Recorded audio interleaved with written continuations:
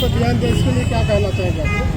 देखिए, गृह मंत्री जो ने बयान दिया है बहुत ही निंदनीय और बहुत ही असंसनीय बयान जो हम लोगों के बाबा साहब जो 100 करोड़ से ऊपर जो गरीब शोषित, गरीब पिछड़े, अकलियत और महिलाओं के जो मुक्तिदाता बाबा साहब हैं, जो संविधान निर्माता बाबा साहब, उनके बारे में जो अमित शाह ने बयान दिया है, इसकी हम लोग घोर निंदा करते हैं। और बहुजन समाज पार्टी मांग करती है कि अमित शाह पूरे देश से माफी मांगे और अपने पद से इस्तीफा दें, क्योंकि आज जो सदन में अगर इस पद को शोभित कर रहे हैं गृह मंत्री से, ये कहीं न कहीं बाबा साहब की देन है। बाबा साहब ने जो किया है इस देश के लिए, जो महिलाओं के लिए, शोषित, वंचित, पिछड़ों, अकलियतों के लिए तमाम जो चीजें हैं बाबा साहब ने जो किया है, इस देश में कोई ऐसा अभी तक नहीं किया है। तो बाबा साहब के बारे में इतना अशोभनीय जो बयान अमित शाह ने दिया है, अमित शाह को माफी मांगनी चाहिए और पूरे देश के सामने और अपने पद से इस्तीफा देना चाहिए। और अगर इस्तीफा नहीं दे पाते हैं तो क्या?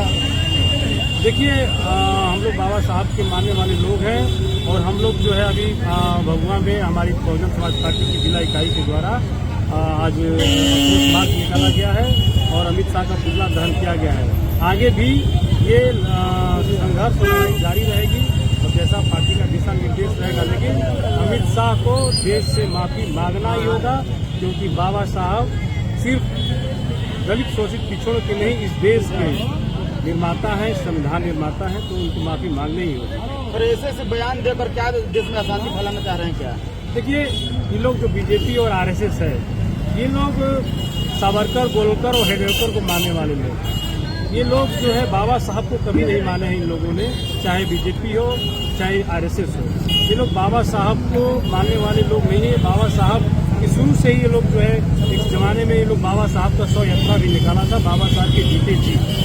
तो ये चीजें तो सिर्फ वोट के भ्रम के लिए लोग बाबा साहब के सामने जाकर माल्यार्पण करते हैं, नतमस्तक होते हैं, लेकिन जो इनका असली रूप है अमित शाह ने सदन में दिखा दिया कि लोगों के दिल के अंदर बाबा साहब का प्रति कितना आदर सम्मान है। क्या बाबा साहब से ज्यादा पढ़े लिखे अमित शाह बाबा साहब का? मेरे जानकारी में तो अभी तक इस देश में बाबा साहब से ज्यादा पढ़ा लिखा कोई नहीं। अमित शाह तो आप बाकी छोड़िए, बाबा साहब इतना पढ़ा लिखा इस देश में कोई नहीं। सोचिए, जो उस जमाने में बाबा साहब सिर्फ संविधान निर्माता ही नहीं, आर्थिक नीति के भी एक तरह से बाबा साहब ने, बाबा साहब की देन है कि भारतीय रिजर्व बैंक की स्थापना हुई। तो इकोनॉमिक्स में उनकी बहुत अच्छी पकड़ थी। नारी और महिलाओं के मामले में बाबा साहब ने जो किया, तमाम मुद्दे हैं जिन मुद्दों पर बाबा साहब ने इस देश को बहुत कुछ दिया है।